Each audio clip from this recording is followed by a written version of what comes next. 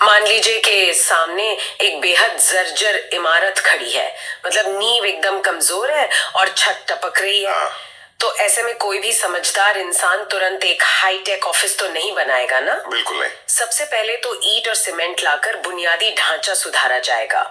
और 1951 में भारत की अर्थव्यवस्था कुछ ऐसी ही थी। एकदम सही कहा आपने। तो आज के इस गहन चर्चा में हम उन ऐतिहासिक दस्तावेजों को खंगाल रहे हैं जो बताते हैं कि कैसे प्लानिंग कमीशन ने 12 पंचवर्षीय योजनाओं के जरिए इस जर्जर ढांचे को एक आधुनिक वैश्विक अर्थव्यवस्था में बदल दिया। अब ये 1951 से 2017 तक का जो सफर है ना, ये सिर्फ कुछ योजनाओं की लिस्ट नहीं है। मैं कहूंगा कि ये सर्वाइवल से लेकर ग्लोबल पावर बनने तक का पूरा इवोल्यूशन है। हाँ, और अगर इस पूरे दौर को बांटें तो सबसे पहला दौर था बुनियादी नींव का निर्माण, जो पहली योजना के साथ शुरू हुआ। बिल्कुल, जो 1951 से 56 तक चली।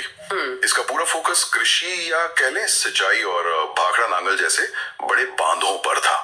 मतलब वही इमारत वाली बात हो गई, ये सुनिश्चित करना कि घर में पहले राशन और पानी मौजूद हो। हाँ, क्योंकि देखिए उस वक्त देश के पास अपना पेट भरने तक के लिए पर्याप्त अनाज नहीं था। लेकिन जो चीज असल में दिलचस्प है वो है दूसरी योजना में लिया गया एक यू टर्न। अरे हाँ, महाल नोबिस मॉडल। बिल्कुल, इसमें अचानक से सारा फोकस भारी उद्योगों जैसे विशाल स्टील प्लांट्स लगाने पे डाल दिया गया। और यही मुझे हमेशा उलझन होती है।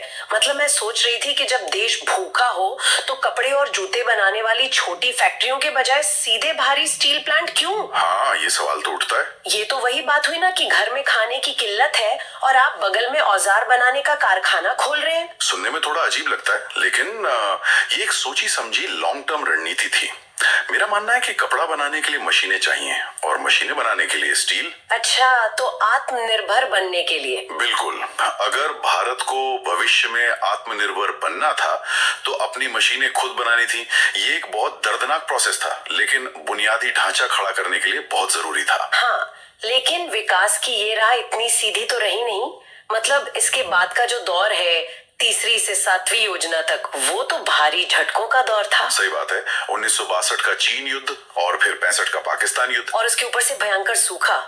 तीसरी योजना तो बुरी तरह फेल हो गई थी। हाँ, और इसी वजह से 66 से 69 तक पंचवर्षीय योजनाएं ही रोक देनी पड़ी, जिसे प्लान हॉलिडे कहा गया। तो यहीं पे मेरा एक तीखा सवाल है, क्या ये प्लान हॉलिडे घोषित करना वाकई कोई रणनीति थी या फिर उस वक्त की सरकार ने बस पैनिक बटन दबा दिया था? मैं इसे पैनिक बटन तो बिल्कुल नहीं कहूंगा। देखिए, ये एक मजबूरी भरा रियलिटी चेक था। रियलिटी चेक कैसे? क्योंकि जब कल का पेट भरने के लिए ही संसाधन ना हो तो कोई 5 साल का बजट नहीं बनाता। विदेशी मुद्रा भंडार एकदम खाली था। ऐसे में एक एक साल की योजनाएं लाना घबराहट नहीं बल्कि उस वक्त जिंदा रहने का एकमात्र तरीका था। हाँ, ये लॉजिकल लग रहा है। इसके बाद चौथी योजना में महंगाई ने कमर तोड़ी और फिर पांचवी में गरीबी हटाओ का नारा गूंजा। बिल्कुल, और फिर छठी और सातवीं योजनाओं तक आते आते ना फोकस बदलने लगा था।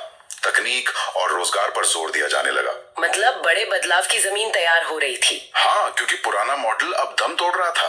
सरकार हर चीज कंट्रोल कर रही थी, जिससे अर्थव्यवस्था में भारी ठहराव आ गया था। और इसी ठहराव ने 90 के दशक के आर्थिक संकट को जन्म दिया, जिसके कारण एक और प्लान हॉलिडे आया। सही कहा, लेकिन इसके बाद जो 8वीं योजना आई उसने पूरी शक्ल ही बदल दी। हाँ, उदारीकरण, निजीकरण और वैश्वीकरण यानी एलपीजी रिफॉर्म्स, ये तो बहुत बड़ा कदम था।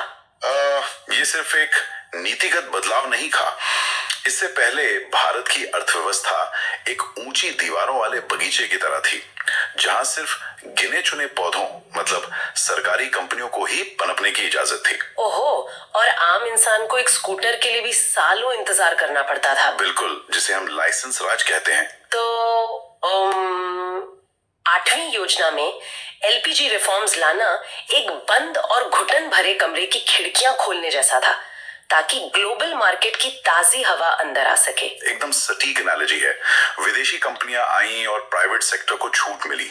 आज जो हम इंपोर्टेड स्मार्टफोन देखते हैं वो इसी का परिणाम है। हाँ, और इसके बाद 9वीं से 11वीं योजनाओं में फोकस इस बात पर रहा कि ग्रोथ का फायदा हर वर्ग को मिले, जिसे समावेशी विकास कहा गया। और 12वीं योजना का लक्ष्य सस्टेनेबल ग्रोथ था। मतलब पर्यावरण और विकास का संतुलन। लेकिन फिर 2015 में इस पूरी पंचवर्षीय योजना प्रणाली पर हमेशा के लिए ब्रेक लग गया और नीति आयोग आ गया। क्योंकि एक तेजी से बदलती अर्थव्यवस्था को 5 साल के कड़े प्लान्स की नहीं बल्कि एक डायनामिक विजन की जरूरत थी। सही बात है, लेकिन कृषि विकास से लेकर एलपीजी रिफॉर्म्स तक इन 12 योजनाओं ने आधुनिक भारत का पूरा खाका खींचा है। मैं पूरी तरह सहमत हूँ। तो आज की इस गहन चर्चा को यहीं रोकते हैं, लेकिन सुनने वालों के लिए सोचने का एक दिलचस्प सवाल है। हाँ बताइए। अगर 2015 में प्लानिंग कमीशन को खत्म ना किया जाता तो आज के इस आर्टिफिशियल इंटेलिजेंस और क्लाइमेट चेंज वाली आधुनिक दुनिया में 13वीं पंचवर्षीय योजना का मुख्य उद्देश्य क्या होता? ये सोचने वाली बात है।